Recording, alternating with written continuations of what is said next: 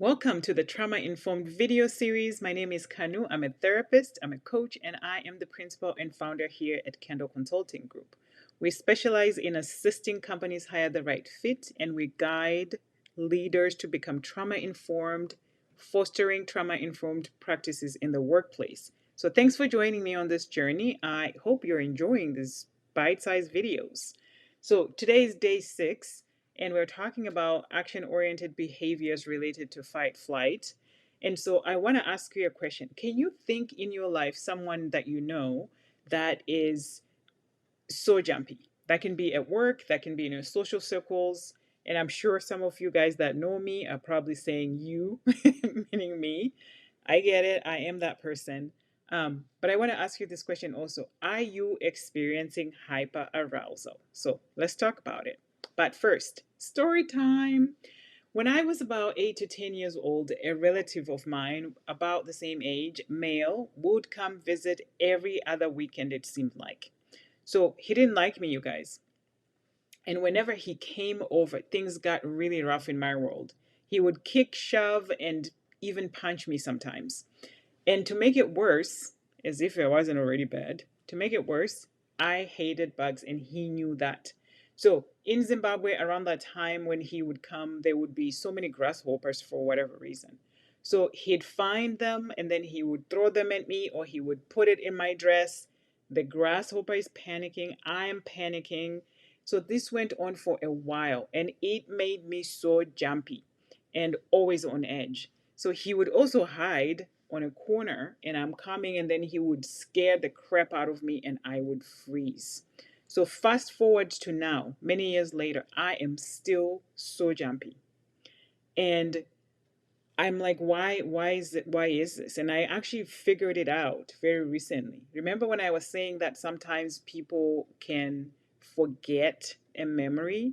I am that person. I had forgotten all about it until I figured it out in the very recent, maybe 2 or 3 weeks ago or something like that. But don't worry, I am working on this with my own therapist and I am going to be fine.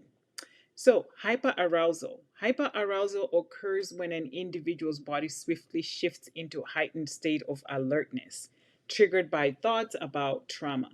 So, despite the absence of immediate danger, the body reacts as if threat is imminent, leading to prolonged stress. So, this response is not limited, by the way, by age and it can impact individuals, including children, after experiencing a traumatic event, just like I shared with you. So, what are the symptoms of hyperarousal? So, the right at the top is sleeping problems.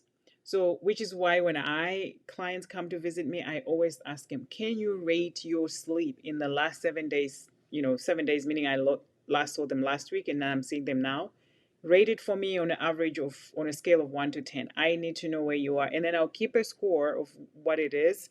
If it changes drastically, we need to figure out what's going on there.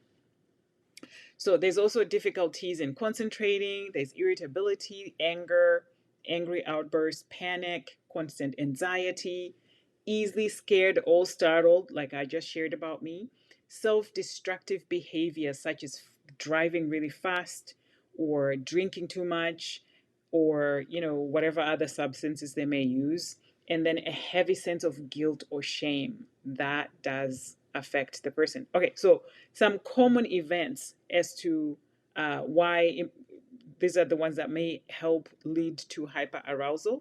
So, exposure to trauma during combat is one of them.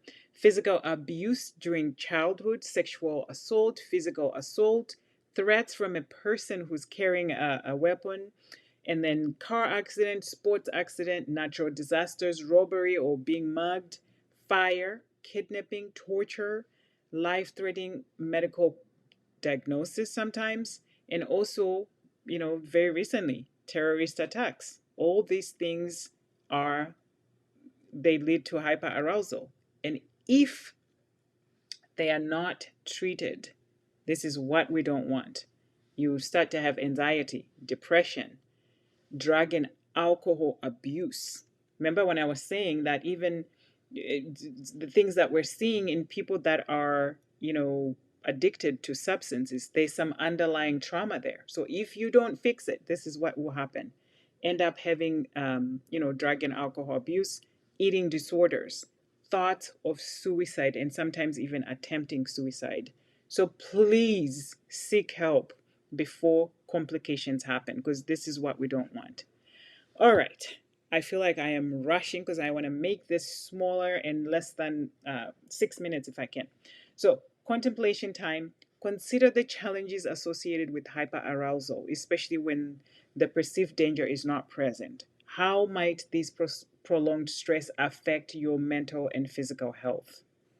So answer that here, or come to my Facebook group, Trauma Informed Tribe, and let's have a conversation there. So next time, we are talking about how unhealed trauma can manifest in day-to-day activities.